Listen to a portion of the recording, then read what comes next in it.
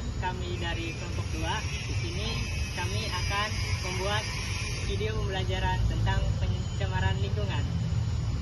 Hai teman-teman, pernahkah kalian berpikir apa yang terjadi pada sampah yang kita buang sembarangan? Ternyata sebagian besar dari sampah itu berakhir di laut kita yang indah ini. Sungguh miris bukan? Laut yang menjadi sumber kehidupan kini menjadi ancaman besar pencemaran sampah. Sampah laut, terutama plastik, memiliki dampak yang signifikan terhadap kehidupan laut. Hewan-hewan laut seperti ikan, burung, dan mamalia seringkali salah mengira sampah plastik sebagai makanan. Ketika hewan-hewan ini menelan plastik, mereka dapat mengalami masalah kesehatan serius seperti sumbatan saluran pencernaan, penurunan kemampuan makan, dan kematian. Penelitian terbaru menunjukkan bahwa mikroplastik, partikel plastik berukuran kecil yang berasal dari penguraian sampah plastik, telah ditemukan di dalam tubuh berbagai spesies laut.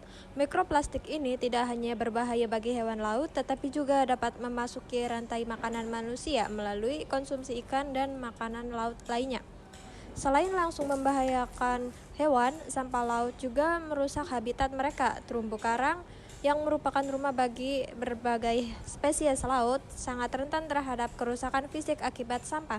Plastik yang tersangkut di terumbu karang dapat menyebabkan patahnya struktur karang, mengganggu kehidupan organisme yang bergantung pada karang tersebut.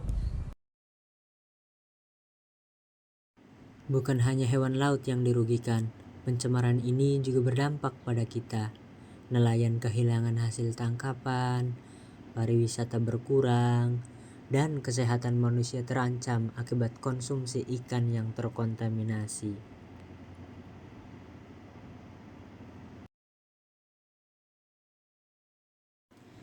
Setiap tahun, lebih dari 8 juta ton sampah plastik masuk ke laut.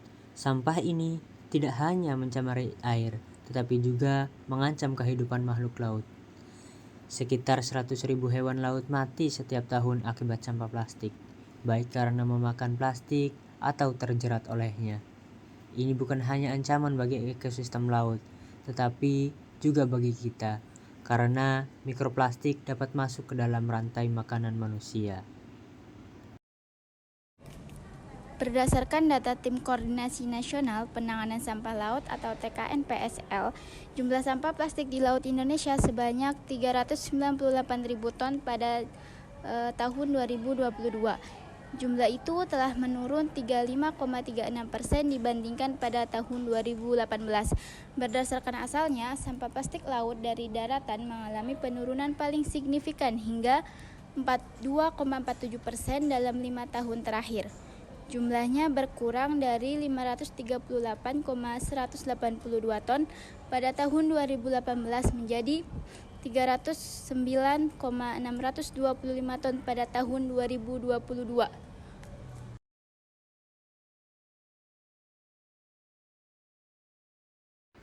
Kebiasaan buruk membuang sampah sembarangan menjadi penyebab utama pencemaran laut. Selain itu, limbah dari industri dan aktivitas perikanan juga menyumbang pencemaran yang signifikan.